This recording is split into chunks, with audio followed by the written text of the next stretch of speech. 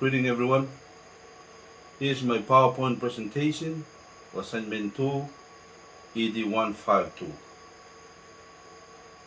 This is slide number 1, titled Human Development in Socio-Cultural Context. The slide focuses on the ideas of social-cultural context in human development. The growth of a child depends on the environment, so a child needs full support of the caregivers in order to grow healthier. And understanding these theories help myself to help others. Slide number 2. These are the 3 Western theories that I'm going to discuss. First one is Lev Vygotsky and John Bowlby, and then the last one is John Locke. Slide number 3. First, I'm going to start with John Locke. A little history. John Locke is an English philosopher born in 1632, passed away in 1704. And his theory is about the blank slate, or tabula rasa, which means a child born with empty mind. Their mind is still clean and unspoiled. Therefore, they are counted most vulnerable because they can absorb whatever is being taught to them, including what's surrounding them. As you can see in figure 5 here, teachers or any caregiver's responsibility is filling up the blank slate or the blank mind of a child. And then I have to say that this is why our job as a teacher is incomparable to the other profession, because each day we are dealing with life at hand. This is slide number 4. Now we're coming to Lev Vygotsky theory. Vygotsky is a Russian philosopher, was born in 1896, passed away in 1938. He believed that cognitive development of a child comes through social interaction between other people, especially with smart and more talented people with more skills. As you can see in figure 6 here, his ZPD, or the zone of proximal development. Outside zone, the child can do it even with help. The zone in the middle, that's what we call the ZPT, the zone of proximal development. And this zone, the child can do it by the help or guidance or scaffold of other people. The people who have more skills, they need help in order to do the job. And in the middle zone here, the child can do the job because he already mastered the skills, no need for help. In Vygotsky, 2 main purposes of cooperative grouping. First one is to identify the capability of a child. And the second one, to present stimulating activities according to the level of ability. Now we're coming to slide number 5. John Bowlby. John Bowlby is a British developmental psychologist, was born in 1907 in London and passed away in 1990. He introduced the theories that when a child born, they are emotionally attached to their parents, especially the mother. And here are the 4 stages of attachment created by Bowlby. The first one is reattachment. Pre-attachment, this refers to the first person who holds the baby, usually the mother.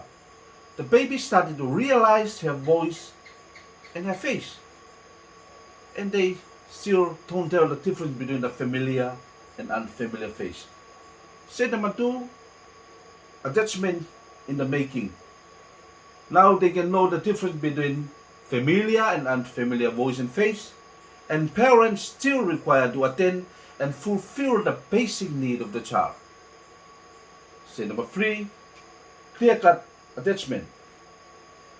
This time, child always do things to attract the attention of the mother or the caregivers because they need to spend more time with them.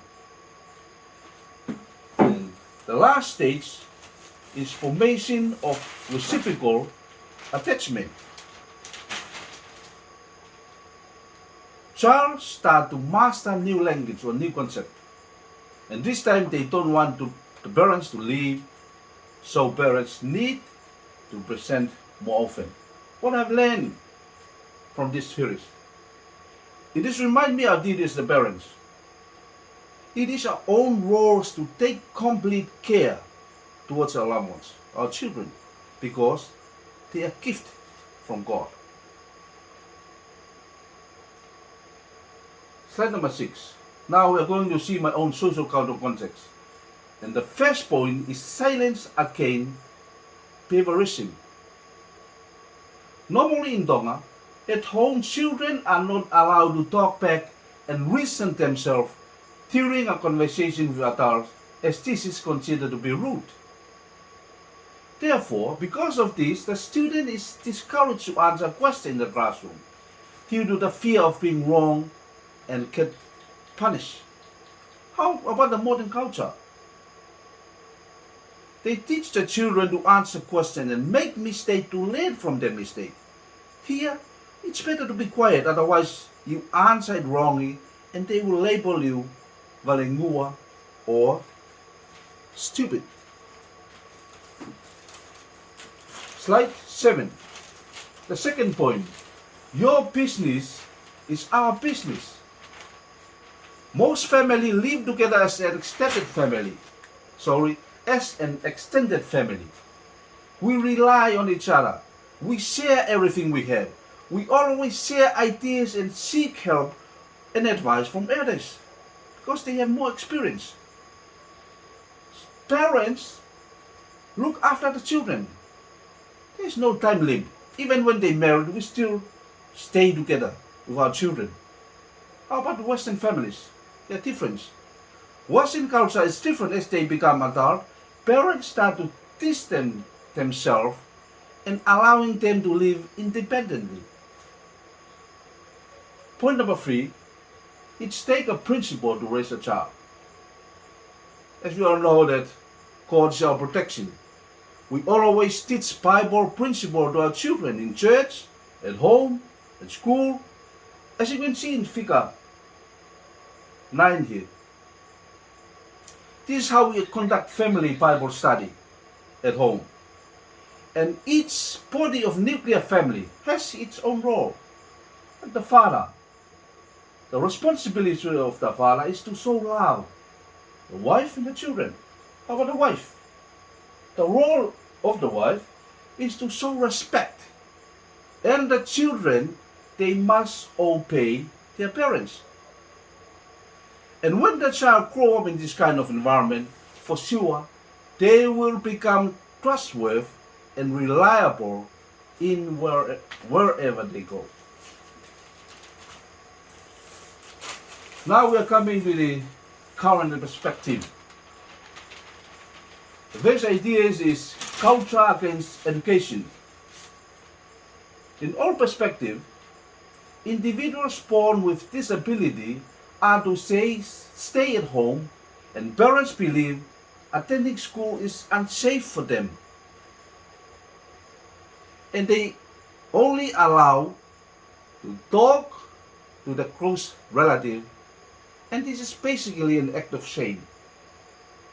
Modern view, modern ideas, education is for all or inclusive education, normal or abnormal, we got equal right and opportunity to be educated in Tonga. If you can see the pictures, these are pictures from classroom, inclusive classroom here in our country, located at Ngalaia. And here's the last slide. It's talk about the current perspective. And the last point here is culture against science. All perspective. We believe that when a child born abnormal, it is a punishment from God. God punished that family. And there must be a serious crime did by the father or any members of the family in the past. That's what we believe. In the modern perspective, abnormalities of a child are caused either by the lifestyle of the mother during prenatal development or by genetic that is inherited from the parent or by mutation. That's the new perspective. And the result, if you can see in here in the pictures here, figure 11 and 12, and this is the result when the mother consuming alcohol during pregnancy. Here is the result. Look at the face of the child, born abnormal. And this is happened through prenatal development. Many factors that influence the child because of the lifestyles of the mothers. However, to conclude my presentation, I'd like to say that at the end of the day, parents must show UPR or unconditional positive regards to our children. Thank you very much. I think this is the end of my presentation. And here is the last slide. It's my reference. Thank you very much.